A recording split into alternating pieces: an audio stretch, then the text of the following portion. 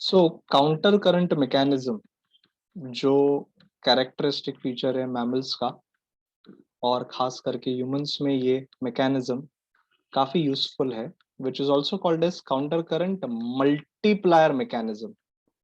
बहुत ही इंटरेस्टिंग सा कॉन्सेप्ट, डिफिकल्ट लगता है बट हम लोग सिंप्लीफाई तरह से पढ़ेंगे। काउंटर करंट मल्टीप्लायर मैकेनिज्म, तो ये काउंटर करंट मल्टीप्लायर मैकेनिज्म किसके बीच में ऑपरेट होता है?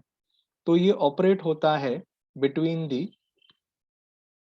लूप ऑफ हेनले, और लूप ऑफ हेनले में there is presence of descending limb and ascending limb of loop of Henley. मुझे पता है डिसेंडिंग लिम्ब थिन वॉल्ड है, असेंडिंग लिम्ब थिक वॉल्ड है। हम लोग फिलहाल सिर्फ डिसेंडिंग असेंडिंग को दिखा रहे, थिन वॉल्ड थिक वॉल्ड पे फोकस नहीं कर रहे।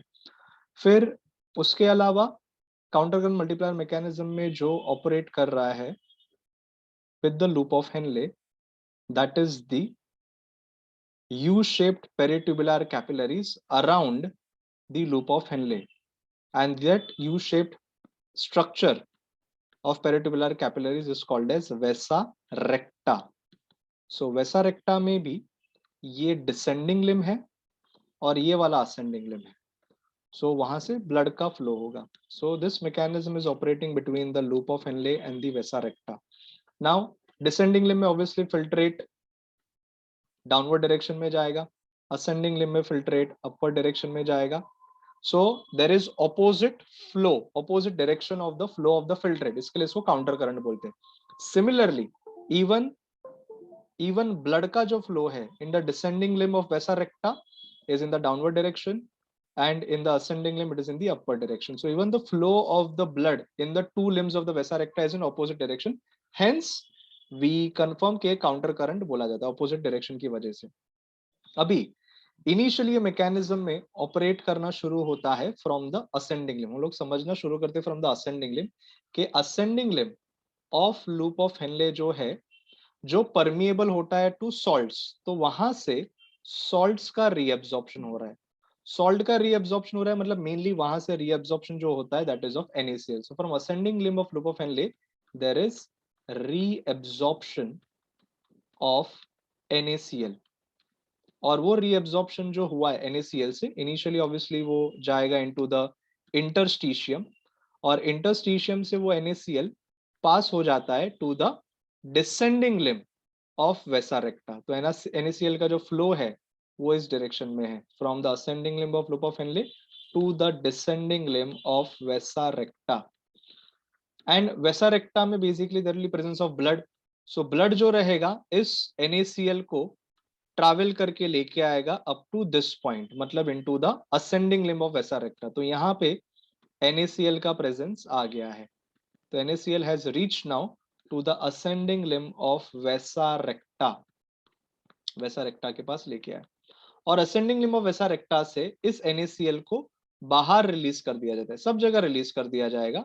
तो बाहर रिलीज कर दिया जाएगा मतलब इंटरस्टिशियम में रिलीज कर दिया जा रहा है. तो ये पूरा जो बैकग्राउंड है बिटवीन जो नेफ्रॉन ट्यूब्यूल्स में जो पूरा स्पेस रहेगा that is filled with a fluid, and that fluid we call it as the interstitial fluid या इंटरस्टिशियम बोलते हैं. और उस इंटरस्टिशियल फ्लूइड में there is a fixed osmolarity gradient, और वो ऑस्मोलैरिटी ग्रेडियंट जो होता है वो 300 इन द आउटर कॉर्टेक्स होता है, फिर वो इंक्रीज होते जाता है when you reach into the medulla 600 900, और नीचे आते आते उसका वैल्यू हो जाता है 1200. और ये पूरा वैल्यू जो है that is in milli osmoles per litre, L⁻⁻1 milli osmoles per litre. So ये इंटरस्टिशियल फ्लूइड का ये वैल्यू रहेगा, इसको हम लोग बोलते हैं मेडुलरी इंटरस्टिशियल फ्लूइड. सो NaCl अभी जो ये इंटरस्टिशियम में आया है, तो NaCl की प्रेजेंस की वजह से डिसेंडिंग लिम्ब के आजू बाजू का भी ये जो मेडुलरी इंटरस्टिशियम हुआ है that has become completely hypertonic, क्योंकि वहां पे सॉल्यूट कॉन्सेंट्रेशन NaCl का बढ़ गया है. That means descending limb of loop of Henle में जो फ्लूइड रहेगा that is comparatively going to become hypotonic, और हमेशा वाटर का फ्लो जो होगा वो हाइपो से हाइपर की तरफ होगा. सो वाटर का फर्दर रीअब्जॉर्प्शन होगा फ्रॉम द डिसेंडिंग लिम्ब.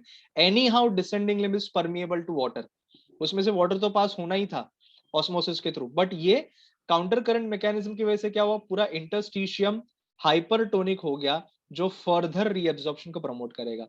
तो from the ascending limb of vasa recta जो NaCl है, the NaCl is released into interstitium, and because of the release of NaCl into the interstitium, now the interstitium becomes completely hypertonic as compared to the filtrate in the descending limb, as compared to the filtrate in the descending limb of loop of Henle, which is hypotonic। और descending limb of loop of Henle में hypotonic filtrate होने की वजह से वहां से water reabsorb हो जाएगा।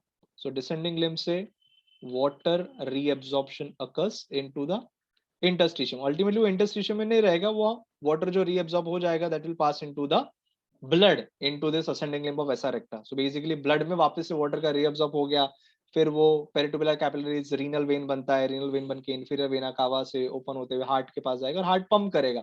So the water is returned back into the blood, जो अल्ट्रा फिल्ट्रेशन में एक्सेस ऑफ वाटर पास हो गया था क्योंकि 180 लीटर्स का फिल्ट्रेट बना था। तो ये पूरा मैकेनिज्म NaCl रिलीज होने की वजह से इनटू द इंटरस्टिशियम और उस फ्लूइड को हाइपरटोनिक बना के डिसेंडिंग लिम्ब से और वाटर रीअब्सॉर्ब करने के लिए हुआ, सो that filtrate which comes now at this point is becoming hypertonic. पहले हाइपोटोनिक था बट उसमें से वाटर रीअब्सॉर्ब हो गया, सॉल्वेंट कम हो गया, तो now it is become hypertonic या फिल्ट्रेट और कंसंट्रेटेड हो गया। सो अल्टीमेटली यूरिन जो बनेगा वो और कंसंट्रेटेड बनेगा। तो ये मल्टीप्लायर मैकेनिज्म है कंसंट्रेशन ऑफ फिल्ट्रेट बढ़ाने के लिए। फिर अल्टीमेटली ये ascending limb of loop of Henley जो है वो डीसीटी, और डीसीटी के थ्रू आगे जाके वो बनाएगा कलेक्टिंग डक्ट। जैसे कलेक्टिंग डक्ट का प्रेजेंस है। अभी कलेक्टिंग डक्ट भी इस तरह से काम करता है कि कलेक्टिंग डक्ट में से a small amount of urea is passed into the interstitium. अभी यूरिया ये इंटरस्टिशियम में आ गया तो अगेन इसकी वजह से इंटरस्टिशियम जो होगा वो हो जाएगा हाइपरटोनिक। अगर इंटरस्टिशियम हाइपरटोनिक हो गया मतलब उसके अंदर का जो फिल्ट्रेट है दैट बिकम्स हाइपोटोनिक। और अगेन हाइपो और हाइपरटोनिक का डिफरेंस है, इसके लिए ये कलेक्टिंग डक्ट जो है, इन कलेक्टिंग डक्ट में से भी फर्दर रीअब्जॉर्प्शन ऑफ वाटर होगा। सो और वाटर का रीअब्जॉर्प्शन होगा और वाटर का रीअब्जॉर्प्शन होगा। सो अगेन द फिल्ट्रेट या फिर कलेक्टिंग डक्ट में फाइनली अभी यूरिन बन गया, this urine is concentrated and इस वाटर के रीअब्जॉर्प्शन से ultimately the urine formed is 4 times more concentrated than the initial filtrate, 4 times more concentrated more than the blood and या फिर initial filtrate या फिर ब्लड के कंपैरिजन में बोल सकते हैं। तो यूरिन में बहुत कम से कम वाटर का प्रेजेंस रहेगा and rest of the water is completely reabsorbed by the counter current mechanism। Now urea diffuse out हुआ है from the collecting duct, urea diffuses out from collecting duct और उसकी वजह से क्या हुआ मैंने डिस्कस कर लिया कि वाटर का रीअब्जॉर्प्शन हुआ। और ये यूरिया जो डिफ्यूज आउट हुआ है कलेक्टिंग डक्ट में से, ऐसा तो नहीं कि बॉडी उसको ज्यादा टाइम के लिए स्टोर करेगा, for some duration it can store it so that interstitium remains hypertonic, but ultimately that urea passes back into the ascending limb of loop of Henle और वापस से नेक्स्ट स्टेप ऑफ पूरा urine formation का step होगा, ultra filtration होगा, reabsorption होगा, तो वापस से नया फिल्ट्रेट आने ही वाला है और नया फिल्ट्रेट डिसेंडिंग लिम्ब में आएगा तो और अमाउंट ऑफ यूरिया ऐड होगा, तो वो यूरिया वापस असेंडिंग लिम्ब से डीसीटी से कलेक्टिंग डक्ट में पास होगा। Maximum urea will be expelled out through the urine but some amount of urea is diffusing out. तो मैं और प्रिसाइज लिख दूं कि urea which diffuses out is only a small amount of urea diffuses out from the collecting duct जो again ascending limb of loop of Henle में भेज दिया जाएगा और अल्टीमेटली ये पास हो जाएगा।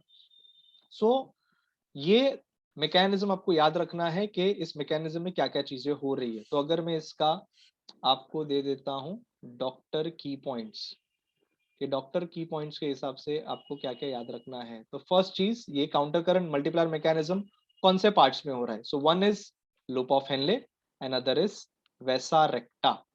सेकंड कौन से दो सब्सटेंसेस की वजह से काउंटर करंट अच्छे से ऑपरेट हो पाए, तो वन इज NaCl। NaCl का मूवमेंट हम लोग ने पूरा देखा from the limbs of the loop of Henle to the limbs of vasa recta and even urea. Third point कि इस पूरे मैकेनिज्म से यूरिन कितना टाइम कॉन्सेंट्रेट बना, सो 4 times concentrated urine is formed, 4 times concentrated urine is formed। और lastly जो आपको concentration of medullary interstitium याद रखना है। मेड्यूलरी इंटरस्टिशियल फ्लूइड का, मेड्यूलरी इंटरस्टिशियम का जो ऑस्मोलारिटी है उसका वैल्यू कॉर्टेक्स से लेके मेड्यूला तक, इनर मोस्ट मेड्यूला तक जो वैल्यू है दैट एक्सटेंड्स 300 से 1200 और यूनिट है मिली ऑस्मोल्स पर लीटर। तो जब भी कॉर्टेक्स से मेड्यूला में descending lip of loop of Henley जा रहा है तो उस फिल्ट्रेट का भी ऑस्मोलारिटी बढ़ता है 300 से 1200 की तरफ। फिर असेंडिंग लिप वापस से मेड्यूला से कॉर्टेक्स की तरफ जाता है तो 1200 से 300 की तरफ उसका होगा। सो इट डिपेंड्स कि कौन से डायरेक्शन में वो लिम ट्रैवल कर रहा है, तो उसके हिसाब से वो टोनिसिटी मेंटेन किया जाएगा। तो यहाँ पे 300 है तो यहाँ पे भी 300 मेंटेन करने का कोशिश किया जाएगा सो दैट वो आइसोटोनिक रहे। बट जैसे से नीचे जाते हैं तो यहाँ पे 1200 ऑस्मोलारिटी है, तो यहाँ पे सॉल्यूट कॉन्सेंट्रेशन ज्यादा है, सॉल्यूट ज्यादा है तो यहाँ पे भी सॉल्यूट हाई रखना पड़ेगा। और सॉल्यूट हाई कैसे होगा, वाटर को रीअब्सॉर्ब कर लिया, सॉल्वेंट कम हो गया, सो यहाँ पे फिल्ट्रेट में भी 1200 आ जाता है। Then as it ascending limb goes back into the cortex तो वैल्यू 1200 जो था यहाँ पे वो धीरे धीरे 300 हो जाएगा। कैसे, सॉल्यूट को एब्जॉर्ब करके, NaCl का एब्जॉर्प्शन हो रहा है और बाहर 300 तो अंदर फिल्ट्रेट में भी 300। वापस से अगर कलेक्टिंग डक्ट को देखो तो कलेक्टिंग डक्ट नीचे जा रहा है तो 300 से 1200 की तरफ जा रहा है। ऑस्मोलारिटी बाहर 1200 का है, बाहर 1200 का है तो यहाँ से वाटर रीअब्सॉर्ब कर लिया तो अंदर फिल्ट्रेट का भी 1200 कर दिया। तो ऐसा as per the medullary interstitium वो कांस्टेंट रहेगा ऑस्मोलारिटी, ये पूरा काउंटर करंट ऑपरेट करता है so that filtrate concentration matches with that, so isotonicity maintain किया जा सके। तो ये पूरा counter current multiplier mechanism is a characteristic feature of all mammals.